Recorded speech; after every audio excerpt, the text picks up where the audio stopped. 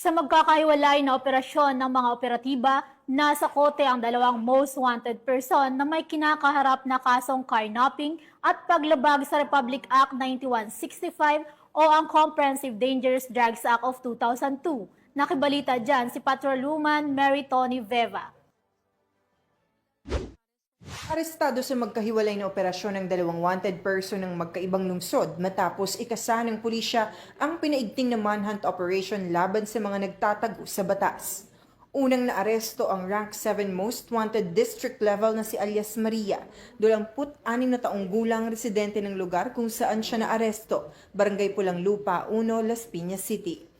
Siya ay inaresto ng tauhan ng Warrant and Subpoena Unit Las Piñas Police pasado alas 9 ng umaga dahil sa kasong Anti-Kidnapping Act of 1972 o RA 6539 na may piyansang halaga na 300,000 pesos. Inisyu ito ni Honorable Judge Maria Ludmila de Pio Lim ng Regional Trial Court, Branch 253. Samantala, nasa kote din ng Muntinlupa City Police Station ng Warrant and Subpoena Unit ang station-level top 10 most wanted na si alias Ernesto, 37 taong gulang, nagtatrabaho bilang truck helper at naninirahan sa Barangay Tunasan, Muntinlupa City kung saan siya naaresto.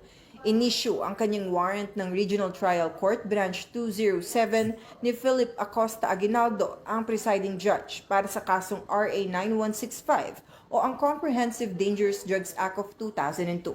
Sa ngayon, ang dalawa ay pansamantalang nakadetene sa tanggapan ng Las Piñas at Muntinlupa Police Station para sa kaukulang dokumentasyon habang hinihintay ang pagpapalabas ng commitment order mula sa korte.